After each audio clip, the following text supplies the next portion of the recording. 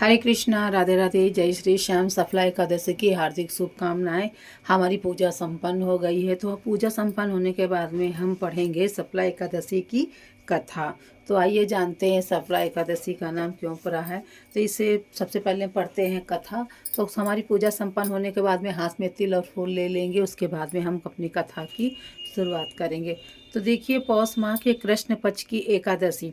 भगवान कृष्ण बोले, हे युधिष्ठिर, मैं दान, स्नान, तीर्थ तथा इत्यादि शुभ कर्मों से शीघ्र प्रसन्न नहीं होता हूँ। एकादशी व्रत करने वाला मुझे प्राणों के समान प्रिय लगता है। पौष माह के कृष्ण पक्ष की एकादशी का नाम सफला है। ये सर्व कार्यों को सफल बनाने वाली है। इसमें नारायण जी की पूजा होती है। ऋतु अनुसार फल फूल तथा धूप दीप इत्यादि से पूजन करना चाहिए। महात्मा की कथा भी कहता हूँ, प्रेम से सुनो। चंपावती नगरी में एक महर्षि मान नाम का राजा राज करता था। उसके 4 पुत्र थे। बड़े पुत्र का नाम लुम्बक था।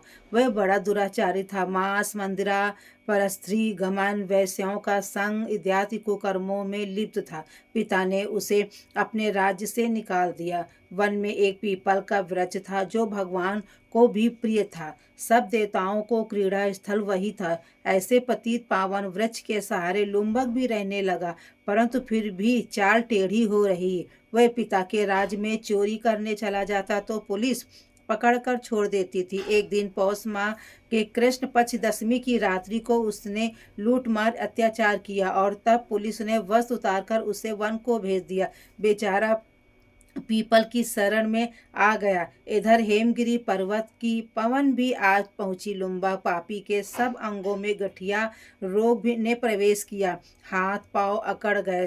प्रातः सूर्योदय होने के बाद दर्द कुछ कम हुआ तो पेट का गम लगा।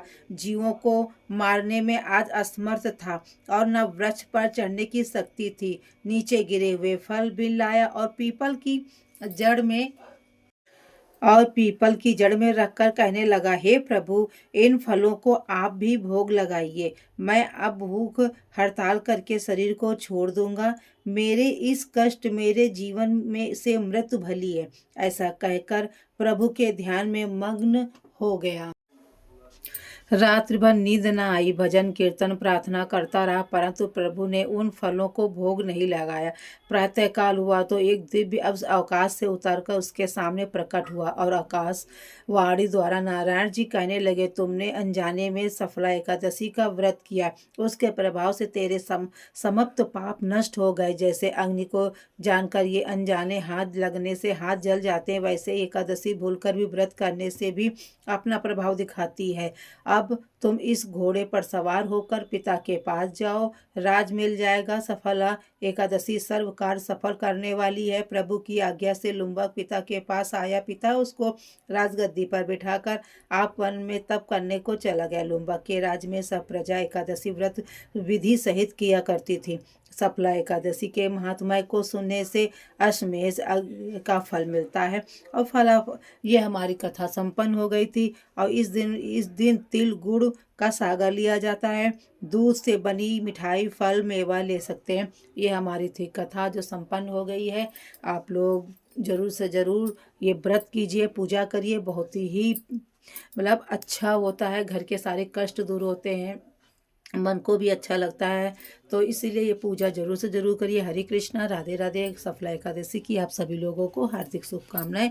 और इसके बाद में हम भगवान विष्णु को प्रणाम करके फूल और तिल को चढ़ा देंगे।